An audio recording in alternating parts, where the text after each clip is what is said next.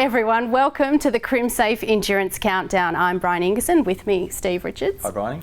Let's take a look at Techno Autosports, the two-car entry, and some interesting co-driver choices I think here. Car 19, Jonathan Webb pairing with Mark Lieb, and in car 97, Shane van Gisbergen with another international sports car star, Jeroen Bleekemolen. What's your take on that? Well, it's a big call. Both very, very experienced in their own right. You know, top of the motorsport tree in terms of talent. But yeah, heading off to Sandown for the first round, having not even sat in the car and had a drive. So new car of the future, different regulations. Look, they're pros. It won't take them long, but with a competitive category such as V8 supercars, going to be really hard to see them being ultimately competitive at Sandown. They've both raced in the previous V8 supercar. Mark Lieb, in fact, was one of the top co-drivers at the Gold Coast event last year. But having driven both last year's car and the car of the future, how tough will it be for them to jump into this newer version? Well, I just think it's hard. Look, to be honest, the new car of the future, while it is subtly different, I don't think it's that big a deal. But when you're coming into such a competitive championship as V8 supercars, it's just tough to be learning this new car, slightly different switches, gear levers, brakes, all that sort of thing.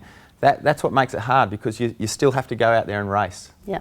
Well, their pedigree in circuit racing is certainly not questioned, and Stefan Bartholomeus caught up with team manager Bruce Jenkins and team VIP driver Shane van Gisbergen.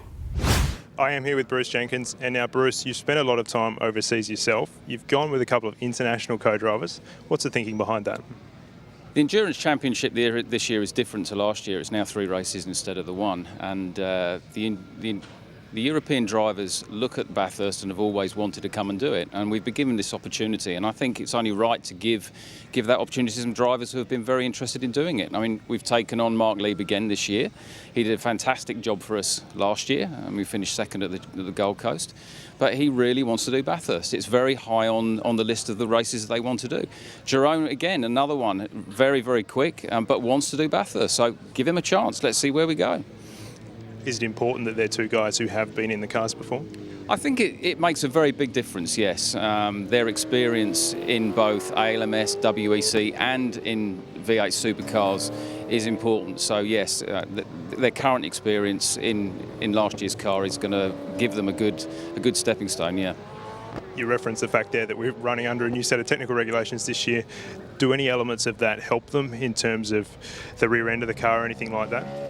What we have this year is definitely what they're more used to. This independent rear suspension should be far easier for them to understand and to drive. So yes, I think it will be easier in the long run for them. Now Shane, you've been very fast up at Bathurst in the last few years, but getting a result has been very difficult. What have you got to do differently this year to actually mount the podium? Yeah, we just got to put it together. Last year we had an issue with the amount of co-driver laps we did, so we had to put Luke back in the car. But you're always, as you said, always been fast there. We always make the shootout, which is what every driver wants to do. So hopefully this year we can do that, but finish it off Sunday. Your first year up there in a Holden, do you think it's going to suit this car? Oh, hopefully it's been good everywhere else. So you know, hopefully come Sandown and Bathurst, we're right on the pace. And for those on the outside, your co-driver, Jeroen Bleekemolen, it's a little bit of a question mark. Obviously, you did the Gold Coast with you previously. How do you reckon he's going to go? Well, we sort of flew under the radar last year because we weren't that good in general at the Gold Coast, but his times compared to mine were really good. So, and he was good to work with, got right on the pace. So that was why he was one of our choices to come back. So Sandown's the only track he hasn't been to, but that's an easy one. And in a Porsche GT3 last year at Bathurst, he was unbelievable, so he should be good. Is it going to affect the way you approach the early part of those weekends? Is giving him maximum laps really the priority? Yeah, well, I've been to Sandown a lot of times, so hopefully we'll just put him in there, get him up to speed. Unfortunately, he won't get to test before Sandown, so, but you know, he's a professional, he's in a different car every week over there, so I'm sure he'll do a great job for us.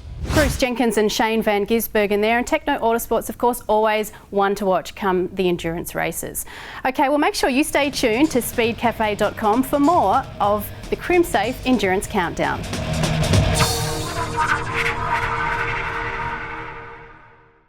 Buying security screens? Most Crimsafe lookalikes can pop out in just a few seconds, but the real Crimsafe doesn't, thanks to its patented screw clamp.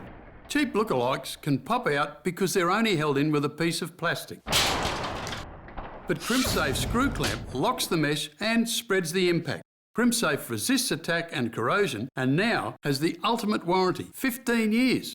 Ask for a demonstration today, because if it's not Crimsafe, it's not Crimsafe.